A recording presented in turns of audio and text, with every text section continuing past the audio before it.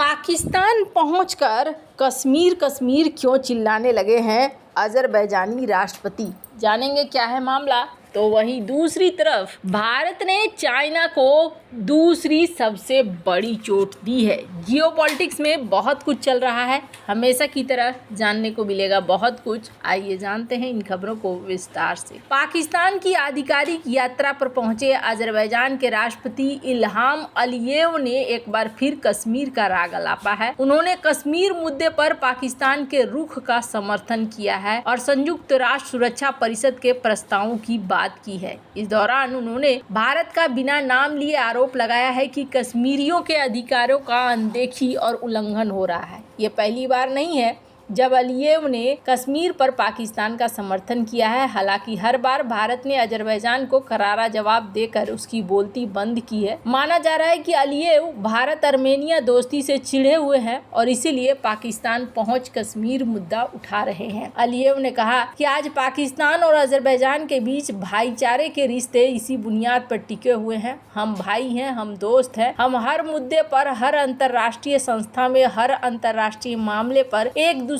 का समर्थन करते हैं। जब हमने जो मामला पेश किया उसमें हमारे भाई हमारा समर्थन करते हैं। जम्मू कश्मीर के मुद्दे पर हमारा सीधा समर्थन हमारे भाईचारे के प्रति हमारी प्रतिबद्धता और अंतर्राष्ट्रीय कानून के प्रति हमारा सम्मान है। दशकों से कश्मीरियों के अधिकारों की अनदेखी और उनका उल्लंघन किया जा रहा है। अज़रबैजानी राष्ट्रपति ने कहा कि संयुक्त राष्ट्र सुरक्षा परिषद के प्रस्तावों में स्पष्ट रूप से बताया गया है कि इस मुद्दे को कैसे हल किया जाना चाहिए, लेकिन दुर्भाग्य से यूएनएससी के प्रस्तावों के कार्यान्वयन की कोई व्यवस्था नहीं है। लेकिन हम भाई और दोस्त के रूप में हमेशा आपके साथ कश्मीर में अपने भाइयों के साथ अंतर्राष्ट्रीय कानून के साथ न्याय के साथ कंधे से कंधा मिलाकर खड़े रहेंगे। मुझे यकीन है कि न्याय की जीत होगी। उन्होंने कहा कि हम अज़रबैजान के सभी लोग अच्छी तरह से जानते हैं कि कब्जे के समय पाकिस्तान उन कई देशों में से एक था, हमेशा हमारे साथ कंधे से कंधा मिलाकर खड़ा रहा। और दूसरे कराबाख युद्ध के दौरान देशभक्तिपूर्ण युद्ध राजनीतिक समर्थक अज़रबैजान की न्यायपूर्ण स्थिति का समर्थन करने वाले पाकिस्तान के उच्च पदस्थ अधिकारियों के सीधे बयानों ने हमें अतिरिक्त शक्ति और ताकत दी है। खैर, ये बात जो भी वो कह रहे हैं,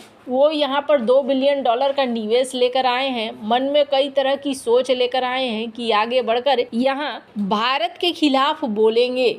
पर भारत के खिलाफ इतना ज़्यादा ये बोल क्यों रहे हैं? बोलने के पीछे एक सबसे बड़ी चीज़ है और वो बड़ी चीज़ ये है कि अर्मेनिया को भारत हथियार देता है और अभी भी हथियार दे रहा है। लेकिन इन सब की शुरुआत कहाँ पर हुई थी? इन सब की शुरुआत भी अज़रबैजान ने ही की थी। एक समय था तुर्की के साथ, अज़रबैजान के साथ भारत के रिश्ते बहुत अच्छे थे। अर्दोगन और पीएम मोदी के बीच में अच्छी बॉन्डिंग भी मानी जाती थी। लेकिन फिर अर्दोगन को खलीफा बनने का भूत सवार हुआ और खलीफा बनने के चक्कर में इन्होंने फिर ग्रुपबाजी बनानी शुरू कर दी। अज़रबैजान, तुर्की, पाकिस्तान का एक ग्रुप बन गया। अज़रबैजान जिसके साथ भारत का एक अच्छा खासा संबंध था, अज़रबैजान ने कश्मीर मामले को लेकर बयान देने शुरू कर दिए और यहाँ से शुरू हुई भारत और अर्मेनिया की दोस्ती। क्योंकि अज़रबैजान खुल्लम खुल्ला भारत के खिलाफ आ चुका था, तब भारत ने भी अपनी कूटनीति बदलनी शुरू करी और अर्मेनिया के साथ दोस्ती शुरू कर दी। जैसे जैसे अर्मेनिया के साथ भारत की दोस्ती बढ़ने लगी, वैसे वैसे अज़रबैजान को बुरा लगने लगा। अर्मेनिया में फ्रांस और भारत दोनों की एंट्री हुई और दोनों ने यहाँ हथियार वगैरह भी सप्लाई करने शुरू कर दिए, जिसके बाद ये दोनों ही देशों पर भड़का हुआ है। हालांकि यूरोप में अभी ये खुद भी चाह रहा है कि बड़ी मात्रा में इसके तेल और गैस खरीदे जाएं और इसके लिए वो साधन जुटाने की कोशिश कर रहा है। तो ये जो रवैया है, ये इसका आम रवैया है, कोई नई बात इसमें नहीं है। अज़रबैजान पहले भी कश्मीर मुद्दे को लेकर ऐसा ही कहता रहा है। हाँ, ये अलग बात है कि अब इधर भारत ने इसे जवाब देना शुरू कर दिया है। जो जैसी रणनीति अपना रहा है, भारत वैसी ही रणनीति में जवाब दे रहा है। अगर तुर्की भारत के खिलाफ जा रहा है तो भारत ग्रीस के नजदीक आ रहा है। अगर अज़रबैजान भारत के खिलाफ जा रहा है तो भारत अर्मेनिया के नजदीक आ रहा है। जहाँ एक तरफ ये सब कुछ चल रहा है तो वहीं दूसरी तरफ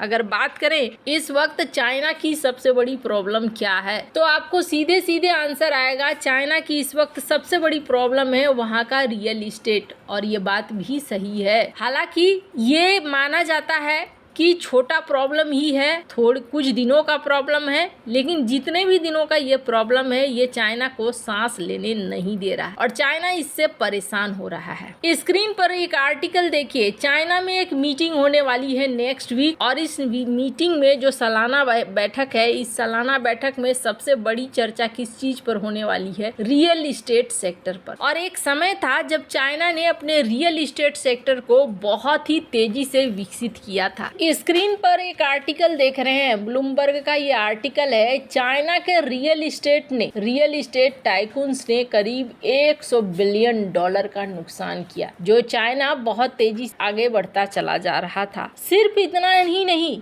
चाइना के जो शहरी क्षेत्र हैं जहां पर लोगों की संख्या ज्यादा होती है, वहां पर भी बड़ी संख्या में अभी भी बहुत सारे फ्लैट बिके नहीं हैं और चाइना कोशिश कर रहा है कि ये फ्लैट बिक जाएं। स्क्रीन पर आप देख सकते हैं आर्टिकल, 60 मिलियन इस तरीके से घर हैं जो अभी तक नहीं बिके हैं। चाइना के लिए एक समय था जब यही रियल इस्टेट सेक्टर बहुत तेजी से आगे बढ़ रहा था और चाइना को पैसे भी दे रहा था, पर अभी ऐसा लग रहा है जैसे चाइना को भारत मात देता हुआ जा रहा है। स्क्रीन पर एक आर्टिकल देखिए। भारत की 36 कंपनियां अब धीरे धीरे बढ़ रही हैं, रियल इस्टेट की कंपनियां हैं और ये कंपनियां अरबों डॉलर का व्यापार कर रही है। भारत में 36 रियल्टी कंपनीज हैं जो जिनका वैल्यू बिलियन डॉलर्स के ऊपर चला गया है। आपको बता दूं 6 साल पहले मात्र 7 ऐसी कंपनियां थी,